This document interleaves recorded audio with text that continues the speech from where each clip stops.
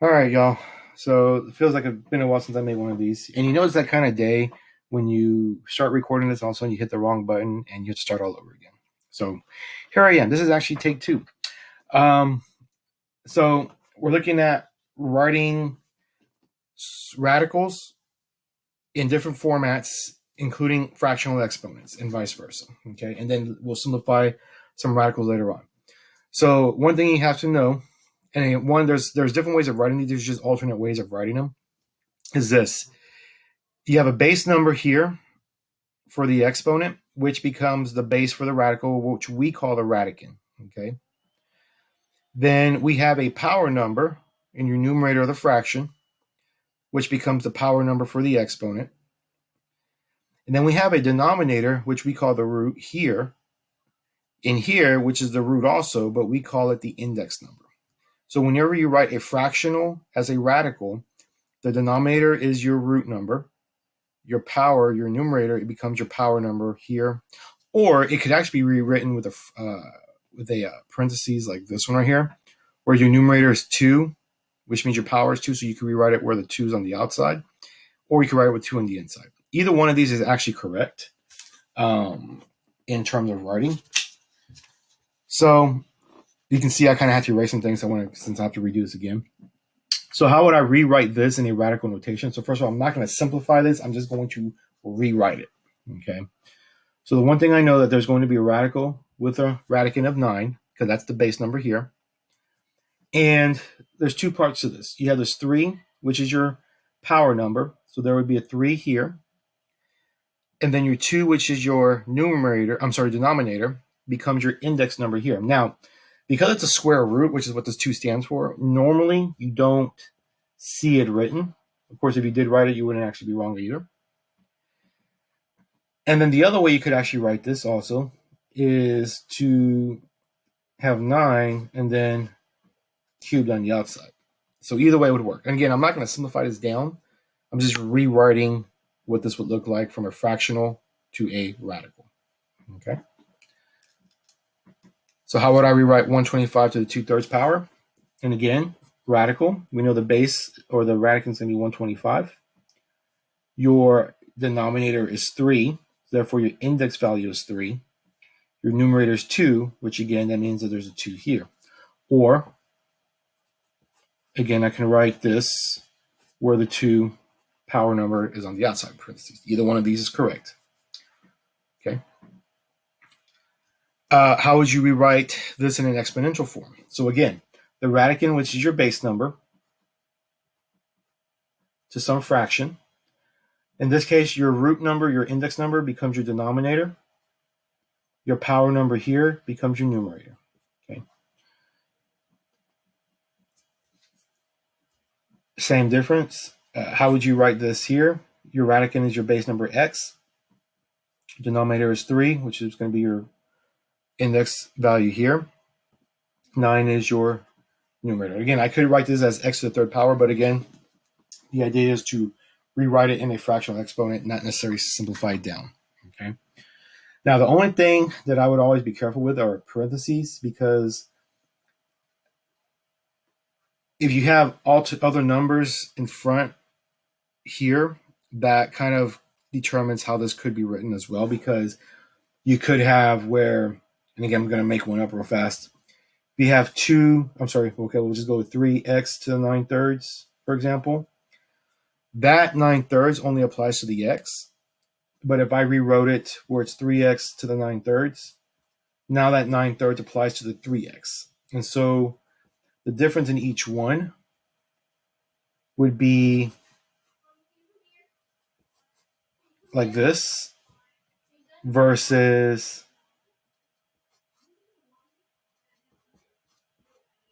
this. Okay. So parentheses and other values do make a difference. So just be careful when you have those. All right. So we're looking at writing these first. So I would definitely try 135 first. You can do 246 later. I'm going to pause it, come back with the answers here in a second. So try it, pause it, see what you can get out of it. Okay, this is what I got for the odds. The first one is m to the 3/4 power. index is 4, or your root's 4, your power is 3. B to the 1/4 power. Now, the reason why there's a 4, because here, even though it's not written, it's always understood 1 if it's not showing. Okay? And then, like I was talking about a minute ago about the 3 or alternate numbers, because the 3a is together here, then make sure that 3a stays together to where it becomes to the 4/3 power, kind of like that. Okay. So now what about if you were to rewrite it the other way around, starting with the fractional exponent into a radical form? So again, look at 7, 9, and 11. And I'll be back here in a second to see what you can do with it.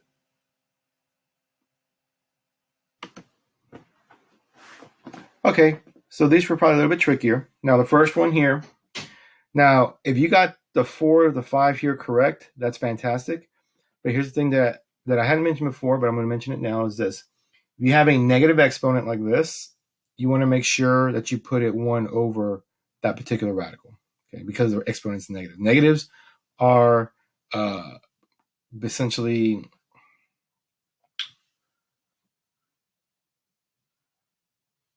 reciprocals in a sense, so that this would become 1 over 4 to the 5th power. So, I'm sorry, root 4 to the 5 power here. So, that's just a rule of exponents. This one right here, 10n to the 3 halves. Again, the 2 is a square root. If you wrote the 2 here, that's fine. 3 power here. And again, notice I put the 3 on the outside here. I could have easily put the 3 on the inside like this. It works either way. Okay. Now, the 1.5. Here's the one thing about decimals. Because it's a fractional exponent, you want to make sure that you convert this into a fraction. So 1.5 to the 3 halves like this. And then I can rewrite this since it's the square root of 6v cubed. And again, notice I put the 3 on the inside. I could have easily just written this with the 3 on the outside. Okay, so it works both ways. Okay. So now the next thing is to simplify radicals. Okay, in this case with variables. Now there are different methods of this. I'm going to show you both of them. But the first one that tends to help is being able to visually see how it's set up. So I took this one and I simplified it out all the way through. Okay. So the idea being is, and the other thing is also make sure your radicals, your answers are in radical notation, is to essentially take the 108 and break it down as much as you can. And one of the nice things I like to do with that is, if I have a calculator, I take the 108, I divide that by 2. And in a sense, the only reason why I do 2 is because it's even. And then I divide that by 2 again. And I get to this right here. So the only thing that divides into 27 would be 3. Then 3. And then it'd be 3 again, because I want to get to 1, just like this. So notice what I did is I took it and I went 2, oops, sorry, I'm going to go one more. 2, 2, 3, 3, 3 to get to 1. So then when I wrote this out, I did 2, 2, 3, 3, 3. And then 5 p's, so there's 1, 2, 3, 4, 5 p's. 2 q's, so 2 q's. And the idea is to find the sets. So here's what happens. Since this is a square root, that means we're looking for sets of 2. So every time there's a set of 2, I'm going to circle it. That's what I did. Here's a set of 2. Here's a set of 2. A set of 2. A set of 2. A set of 2. And so what happens is if I go through and say, okay, I have a set of 2 here and a set of 2 here. Well, 2 times 3 is where the 6 comes from. And notice there was a single 3 left over. So that 3 went back underneath the radical sign. Then I had a set of p's here and a set of p's here where I had 1, 2 sets. So then that's p squared. And then I had 1 p left over. So that 1 p stayed on the inside of the radical. And again, a set of q's here, which is 1 set. So q with 1 set. Now, you don't have to write this 1, but you can if you will. It's not wrong either way. Okay. And that's one way of doing it. The other way to do it is to do the kind of like the division method. And I'll do that here in a second with one of these down here. You can kind of see. Okay. I'm going to work through the odds so you can kind of get the idea of what I'm doing. Okay. So the division method is, and again, however you choose to do it, whether you choose to break it up or not, it looks like this, where this is going to be a square root. Okay. So I could do the square root of 16, which we know the square root of 16 is going to be 4. Then to do the x, what I do is I take the 4, divide that by 2, and I get a whole number of 2. That means that there's going to be 2 sets of x that way. And if I do the y6, and again I take the 6 and I divide it by 2, that means there's going to be 3 sets of y. And there's actually nothing left underneath because everything divided evenly and square rooted evenly in this particular set here. So that's actually the simplified version of this right here. Okay. So that's how you do it. So what if you don't have even sets? Well, I'm going to look at this next one. I'm looking for a cube root this time. So the cube root of 27. And again, if you don't know how to do cube root of 27, that's fine. You go to math, right? And then number 4 on your calculator is cube root. And I'm looking for, oh, just kidding, math, cube root. Why is this doing? Let me just clear everything out. There it goes. Math, cube root, 27, and it's 3. So that actually works out pretty nicely.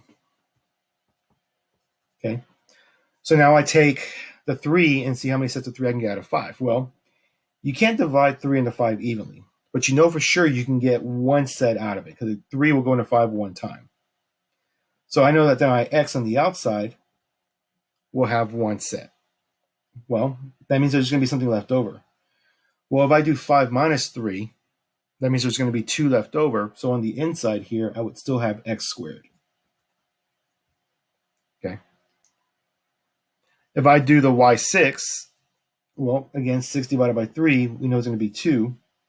So that one divides evenly into y. So this would be y squared. Nothing left on the inside. And then here, this is cube root, by the way. Z, we know the 12 will divide by 3 into it nicely by 4. So then we know it's going to be z to the 4th power. And then the rest of it, I don't have my eraser, I just realized that, would be the cube root of z of x squared. Okay. So that would be the simplified version of this. So if you choose to break it up like this to C, or if you choose to do it this way in C, they both work. And it's kind of, So look at 5 and 7. See what you can do with those, and I'll come back here in a second. All right. Here's what 5 and 7 looks like. So again, I did it both ways so you can kind of see them again. So the 16 square root of 16 is 4, so that one it works nicely. 4 divided by 2 is 2, which breaks evenly. So that would be x2. 5 divided by 2 is actually 4. So that means I get 2 y's out of it. That means there's also one. I'm sorry, this should be a y, not a x. Sorry. Y out of it. So there's a 1 y left over because this was 4. And then the 11, again, 2 times 5 is 10. So there's 5 z's, but again, there was still 1 left over because it was 10. So that's what goes back on the inside here. Okay. A 5th root, and again, I went and did it the other way so you can kind of see both of them together. So 32, I divided by 2 until I get all the way here. By the way, the 5th root of 32 is 2 also. There are 10 a's and there are 7 b's. So there's one group of 2's, so there's 1, 2. There's 1, 2 group of a's, so A2. And then there's one group of B, so 1b, and then there's 2 b's left over here, so there's 2 b's left over here. Okay. Last two, 9 and 11, and then we'll see what you can do those, and I'll be back in a second. All right, here's 9 and 11. So again, the reason why I did it this way on these is because you can't get the cube root perfectly out of 56. So I wanted to go ahead and break it up. So 2, 2, 2, and 7. And again, all I did was, so you know what I did. Again, all I did was I took 56, divided it by 2. And again, why do I pick 2? It's because it's, the even number. Divided it by 2. divided by 2, giving me 7 divided by 7. Sorry. Which was 1. So I divided it by 2 3 times, and then it had a 7. Then there is 6 x's, 5 y's, 4 z's. So I'm looking for groups of 3, because that's the root. So groups of 2, so there's a 2. 2 groups of x's, 1 group of y, 1 group of z.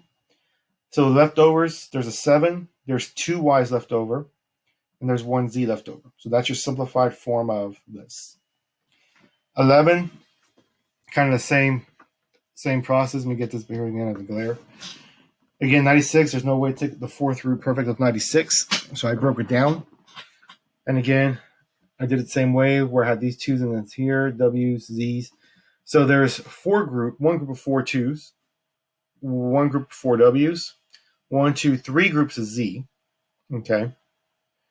So then I had a 2 and a 6, 2 and a 3 left over, which is where the 6 comes from. 1 w left over, 1 z left over. Okay.